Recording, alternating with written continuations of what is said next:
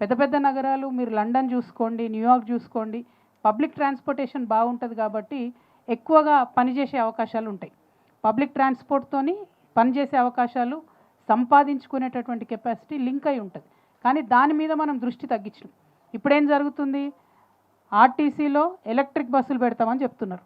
Electric బస్సులు పెడితే ఏమవుతుంది, అది ప్రైవేట్ది, డ్రైవరు ఆర్టీసీ వాడు కాదు, ట్రైనింగ్ లేదు, ఛార్జింగ్ మాత్రం గవర్నమెంటే కడుతుందట. ఎందుకంటే ఎలక్ట్రిసిటీ ఛార్జింగ్కి డిపోలు ఇచ్చిండ్రు. అంటే మెల్లమెల్లగా ఆర్టీసీని మొత్తం ప్రైవేట్ చేసేటటువంటి ప్రయత్నం చేస్తున్నారు. సరే, ప్రైవేట్ చేస్తే మాకేమవుతుంది అని హైదరాబాద్ నగరవాసులు అనుకోవచ్చు. ప్రైవేట్ చేస్తే ఏమవుతుంది అంటే టికెట్ ధర ఎవరు ఎంత పెంచినా ఏం అడగడానికి మనకు అవకాశం ఉండదు.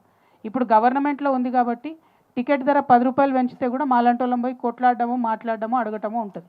ప్రైవేట్ అయినాక వాళ్ళు ఎంత డిమాండ్ చేస్తే అంత చేసేది ఉంటుంది.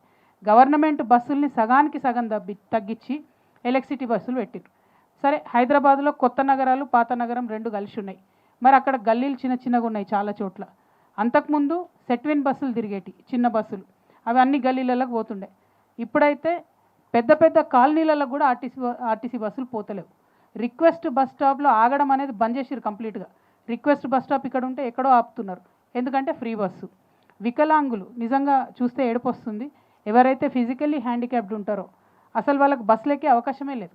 వాళ్ళకి సగం టికెట్ అని చెప్తున్నారు, హాఫ్ పాస్ ఇచ్చిరు వాళ్ళకు కూడా ఫ్రీ బస్ పెడితే అయిపోద్ది కదా, లేదా వికలాంగులకు సపరేట్ బస్సులు పెడితే ఏదో ఒక ప్రయత్నం. వాళ్ళకి ఏమవుతుంది, వాళ్ళు మన లెక్క పరిగెత్తి ఎక్కలేరు, దూరం ఆగుతుంది బస్సు, వెళ్ళాలంటే వెళ్ళలేని పరిస్థితి, చాలా ఇబ్బందికరంగా ఉన్నది. సో ట్రాన్స్పోర్ట్ సిస్టమ్ మంచిగా కానంత వరకు హైదరాబాద్ ఎట్లా విశ్వనగరం అవుతుంది అన్నది అర్థమైతే లేదు. మేము ఇవాళ ఈ 4.5 రోజులు చేసినటువంటి పర్యటనలో కూడా ఎక్కడికి పోయినా స్కూల్ స్టూడెంట్స్, కాలేజ్ స్టూడెంట్స్, ఆడబిడ్డలు ఒకటే చెప్పిండ్రు, బస్సెస్ లేవు, దయచేసి మాకు బస్సులు వేయించండి. ఆ తర్వాత మేము రీసెర్చ్ చేస్తే సగానికి సగం బస్సులు తగ్గించారు హైదరాబాద్లో అని తెలిసింది. మరి ఇది కరెక్ట్ కాదు, దీన్ని ప్రభుత్వాలు సవరించుకోవాలని చెప్పి మేము డిమాండ్ చేస్తూ ఉన్నాం.